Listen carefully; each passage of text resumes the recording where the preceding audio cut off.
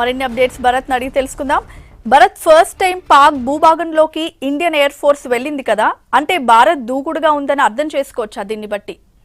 ఖచ్చితంగా, అంటే ఉగ్రవాద దాడులు చేసి వెళ్ళిపోతే గనక ఊరికి ఉపేక్షించాం, ఖచ్చితంగా ఎదురు దాడులకు దిగుతాం అన్న మెసేజ్ను పాకిస్తాన్కు భారత్ ఇవ్వదలుచుకుంది. ఒకసారి మనం చూద్దాం ఈ మ్యాప్లో అసలు ఎక్కడెక్కడ దాడులు చేశారు అన్నది. ఇప్పుడు మనం ఇక్కడ చూస్తున్న ప్రదేశమే, మనం ఇక్కడ బాలాకోట్, ఇది పాకిస్తాన్లో ఉంటుంది. ఒకసారి చూస్తే కనుక ఈ బాలాకోట్ అనేది పాకిస్తాన్. ఇక్కడే ఉగ్రవాద స్థావరాలు, జైషే మహమ్మద్ ఉగ్రవాద స్థావరాలు ఉన్నట్లుగా మన వాళ్ళు గుర్తించారు.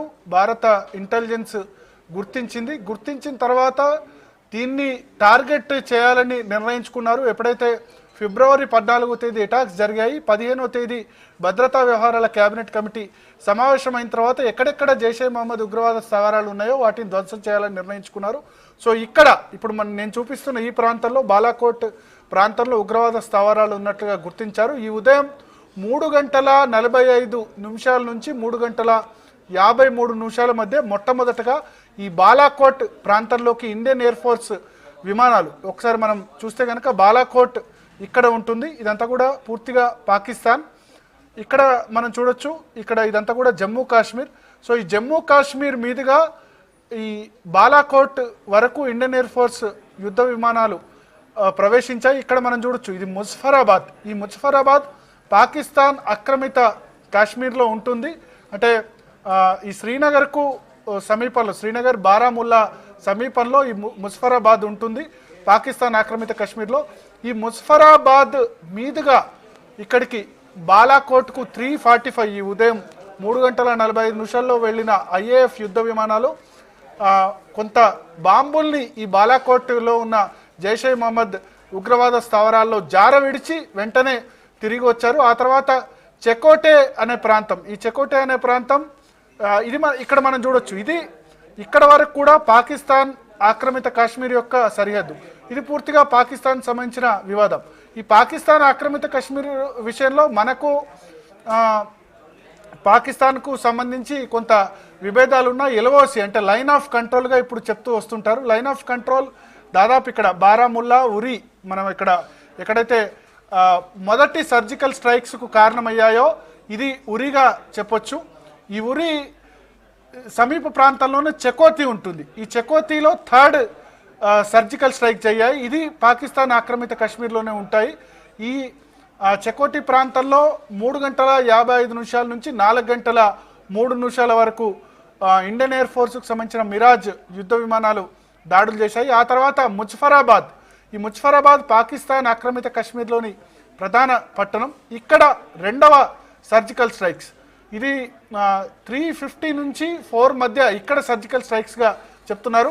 సో ఇండియన్ ఎయిర్ ఫోర్స్కు సంబంధించిన ఏదైతే మిరాజ్ యుద్ధ విమానాలు ఉన్నాయో, మిరాజ్ యుద్ధ విమానాన్ని ప్రత్యేకంగా ఈ ఆపరేషన్ కోసం యూజ్ చేసుకున్నారు. ఎందుకంటే మిరాజ్ యుద్ధ విమానాలు చాలా తక్కువ ఎత్తులో ప్రయాణించడానికి వీలుంటుంది. తక్కువ ఎత్తులో ప్రయాణిస్తే కనుక శత్రువు మనను గుర్తించడానికి వీలుండదు. గుర్తించే లోపే వాళ్ళ స్థావరాలన్నీ కూడా ధ్వంసం చేశారు. సో మనం చూసుకుంటే కనుక ఇక్కడ జమ్మూ కాశ్మీర్ నుంచి ముజఫరాబాద్ మీదుగా మొట్టమొదట బాలాకోట్లో ఉన్న ఖైబర్ పఖ్తూన్ఖ్వా ప్రావిన్స్లో ఉన్న జైషే మహమ్మద్ ఉగ్రవాద స్థావరాలని ధ్వంసం చేశారు. ఆ తర్వాత 2వ దాడి ముజఫరాబాద్లో చేశారు. ఆ తర్వాత 3వ దాడి చెకోతి, ఇది మనం చూడొచ్చు ఉరీ సెక్టార్లో. ఉరీలో 19 మంది ఆర్మీ జవాన్లను చంపిన తర్వాతే మొదటి సర్జికల్ స్ట్రైక్స్ చేశారు. ఇది పాక్ ఆక్రమిత కాశ్మీర్లకు అత్యంత సమీపంలో ఉంటుంది. సో మొట్టమొదట టార్గెట్గా దూరంలో ఉన్న టార్గెట్ను ఇండియన్ ఎయిర్ ఫోర్స్ ఎంచుకుంది. అంటే భారత భూభాగానికి చాలా దూరంలో ఉన్న టార్గెట్ను పాకిస్తాన్ భూభాగం, పూర్తిగా పాకిస్తాన్ భూభాగం. అంటే దీన్ని మనం కూడా క్లెయిమ్ చేయట్లేదు. పాకిస్తాన్ ఆక్రమిత కాశ్మీర్ మనదే, అప్పట్లో 1948లో ఆక్రమించిందని చెప్తున్నాం. బట్ ఇది బాలాకోట్ మాత్రం పూర్తిగా పాకిస్తాన్ భూభాగం. మన ఇండియన్ ఎయిర్ ఫోర్స్ చాలా దూకుడుగా వ్యవహరించి పాకిస్తాన్ భూభాగంలోకి వెళ్ళి అక్కడ ఏదైతే అమెరికా గతంలో ఆఫ్ఘనిస్తాన్లో తాలిబాన్ల మీద దాడులు చేసిందో, ఎప్పుడైతే 2001లో వరల్డ్ ట్రేడ్ సెంటర్ దాడులు జరిగినప్పుడు ఆఫ్ఘనిస్తాన్లో వెళ్ళి తాలిబాన్ల మీద దాడులు చేసింది. అదేవిధంగా ఇక్కడ మనం చూడొచ్చు అబోటాబాద్. ఈ అబోటాబాద్ పేరు మనకు గుర్తుండే ఉంటుంది. 2011లో బిన్ లాడెన్ను అమెరికా చంపింది ఇక్కడే నేరుగా పాకిస్తాన్కు తెలియకుండా, పాకిస్తాన్ ప్రమేయం లేకుండా బిన్ లాడెన్ ఏదైతే ఇంట్లో ఉంటున్నారో ఆ ఇంటి కాంపౌండ్లోకి అమెరికన్ కమాండర్స్ దిగి ఆయన చంపేసి వచ్చారు. సో ఇప్పుడు ఇండియా కూడా ఇటువంటి దాడుల్నే మనం ఎంచుకున్నాం. ఎస్పెషల్లీ సివిలియన్స్కు, అంటే పాకిస్తాన్ సంబంధించిన సామాన్య పౌరులకు ఎటువంటి నష్టం వాటిల్లకుండా ఎక్కడైతే ఉగ్రవాద స్థావరాలు ఉన్నాయో బాలాకోట్, అదేవిధంగా ఇక్కడ ముజఫరాబాద్, మూడవది ఇక్కడ చెకోటి, ఈ 3 ప్రాంతాల్ని మొట్టమొదట అత్యంత దూరంలో ఉన్న టార్గెట్ను ఎంచుకున్నారు. ఆ తర్వాత ముజఫరాబాద్ మనకు సమీపంలో ఉంటుంది, పాకిస్తాన్ ఆక్రమిత కాశ్మీర్లో ఉంటుంది.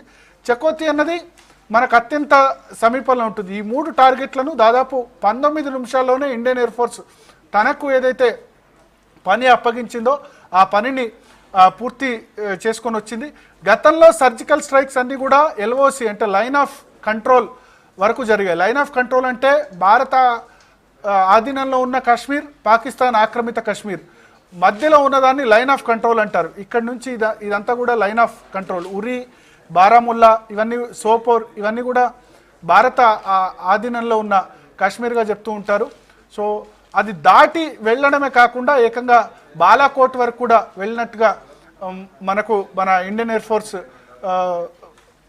ఫోర్స్ సంబంధించిన అధికారులు చెప్తున్నారు. ఇంకా పూర్తి వివరాలు అయితే తెలియాల్సి ఉంది. అయితే పొలిటికల్ రియాక్షన్స్ కూడా వస్తున్నాయి. రాహుల్ గాంధీ అభినందనలు తెలిపారు. ఇండియన్ ఎయిర్ ఫోర్స్ ఎవరైతే పైలట్స్ ఈ కార్యక్రమాన్ని దిగ్విజయంగా చేపట్టారు. ఎందుకంటే భారత భూభాగం నుంచి పాక్ ఆక్రమిత కాశ్మీర్లోకి వెళ్ళి తర్వాత పాకిస్తాన్లోకి వెళ్ళి దాడులు జరపడం అన్నది అంత సామాన్యమైన విషయం కాదు. దాడులు జరపడమే కాకుండా ఎటువంటి ప్రాణ నష్టం జరగకుండా, ఎందుకంటే వన్స్ పాకిస్తాన్ గగనతలంలోకి వెళ్ళిన వెంటనే డెఫినెట్గా పాకిస్తాన్ సంబంధించిన యుద్ధ విమానాలు దాన్ని వెంబడిస్తాయి. వాళ్ళు టార్గెట్గా చేసుకునే అవకాశం ఉంది. వాళ్ళ దాడుల్లో మన వాళ్ళకు కూడా ప్రాణ నష్టం జరిగే అవకాశం ఉంది.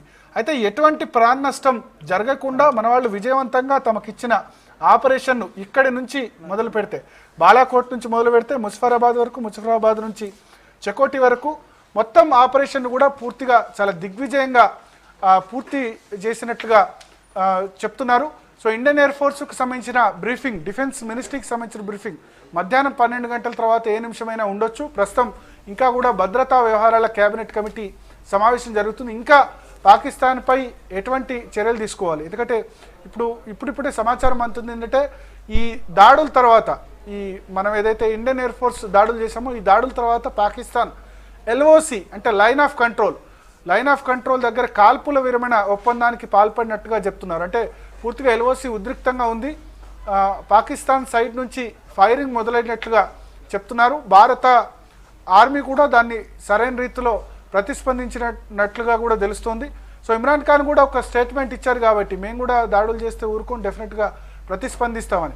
సో ఒకవేళ పాకిస్తాన్ పాకిస్తాన్ ఎయిర్ ఫోర్స్ నుంచి ఏమైనా దాడులు ఉంటే కనుక వాటిని ఏ విధంగా ప్రతిఘటన చేయాలి, LOC దగ్గర ఏమైనా పాకిస్తాన్ కనుక కాల్పుల విరమణ ఒప్పందానికి ఉల్లంఘిస్తే కనుక అక్కడ ఏ విధంగా ప్రతిస్పందించాలి అన్న విషయంలో భద్రతా వ్యవహారాల కేబినెట్ కమిటీ పూర్తి స్థాయిలో చర్చలు కూడా జరుపుతోంది. సుప్రీంకోర్టులో కూడా ఇవాళ హియరింగ్ ఉంది. ఆర్టికల్ 35A కాశ్మీర్కు ప్రత్యేక అధికారాలు ఇచ్చే చట్టం, ఆర్టికల్ 35A, ఆర్టికల్ 370 ఈ రెండు కూడా ఒకే దానికి సంబంధించినవి. కాశ్మీర్కు స్వయం ప్రతిపత్తి ఇచ్చే అధికారులు, వీటి మీద సుప్రీంకోర్టు విచారణ జరుపుతోంది. అదే సమయంలో NIA కూడా వేర్పాటువాదులు ఎవరైతే ఉన్నారో, పాకిస్తాన్కు ఎవరైతే మద్దతు ఇస్తున్నారో వాళ్ళందరి నివాసాల మీద కూడా సోదాలు జరుపుతోంది. ఒక విధంగా చెప్పాలంటే పాకిస్తాన్ మీద ముప్పేట దాడి ఇండియా చేస్తుందని అనుకోవచ్చు. Swathi. Okay, thank you Bharat.